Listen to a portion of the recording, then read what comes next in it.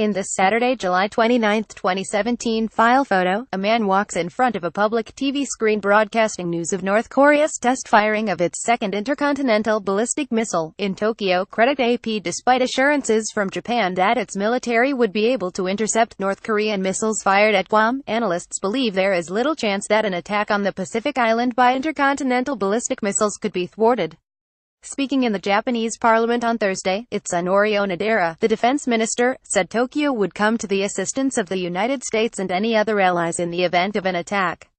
"We are always prepared to deal with emergencies," he said, after North Korean state media detailed plans to launch 4 Hwasong-12 intermediate-range missiles over the Japanese prefectures of Hiroshima, Shimane and Kochi en route for Guam. Intercontinental ballistic missile ICBM Hwasong-14 is pictured during its second test fire in this undated picture provided by KCNA in Pyongyang on July 29, 2017. The defense minister's comments were echoed by Yoshihide Suga, the chief cabinet secretary, who told a press conference, "We cannot tolerate such a clear provocative act to the security of the region and international society, including out-country. We will maintain our monitoring and surveillance at a high level and take all possible means to cope with any situation," he said. Japan and the U.S. have both deployed destroyers equipped with the Aegis ballistic missile defense system, using SM-3 Block 1A and 1B interceptors, in the Sea of Japan to target short and intermediate-range ballistic missiles. The weapon is intended to destroy offensive missiles in the middle stage of their course. The system is backed up on land by the Patriot PAC-3 anti-missile system, which has been deployed at Japanese and U.S. military facilities around Japan, as well as in the grounds of the Defense Ministry in Tokyo. The Patriot is designed to eliminate inbound missiles in their final phase.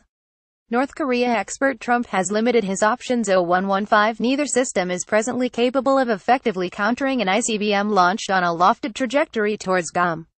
In a report on the 38 North website, operated by the Usgoria Institute at Johns Hopkins University, analysts conclude that the likelihood of Aegis destroyers downing an ICBM test or offensive launch is limited, if not improbable. In fact, the probability that the North Korean ICBM test will fail on its own is significantly higher than the probability of success. The United States and Japan operate Aegis ships armed with SM-3 Block 1A and 1B interceptors in the East Sea, the report stated. These ships are capable of intercepting short, medium and intermediate-range ballistic missiles in the mid-course and terminal phases of flight. Tests to validate the performance of the SM-3 Block 1 interceptors are ongoing and to date have been largely successful, it adds. SM-3 interceptors have never been tested against an ICBM, nor have they been tested against any missile in the boost or ascent phase of flight. In other words, boost or ascent phase intercepts using SM-3 interceptors are an unproven, hypothetical capability. Consequently, Aegis warships can only intercept a North Korean ICBM in a limited set of circumstances, such as the weapon flying on a low trajectory that comes within 310 miles of a destroyer. North Korea's recent launches, however, have been on steeply lofted trajectories that will rapidly take them beyond the range of interceptors. Graphic North Korea missile launch. Even if the U.S. was fortunate, North Korea launched a missile directly over an Aegis ship and the trajectory was not sufficiently lofted, it is still doubtful that a successful intercept would occur, the report states. First, it is doubtful that an Aegis ship would be close enough at the right time, it adds, pointing out that the US or Japan would be placing their Aegis boats at considerable risk if either attempted to move closer than 200 kilometers 125 miles off North Korea's coast while waiting for a launch. Secondly, it remains unclear whether the necessary tracking data can be acquired with sufficient precision and for a fire control solution to be developed in the 10 seconds after the launch is detected.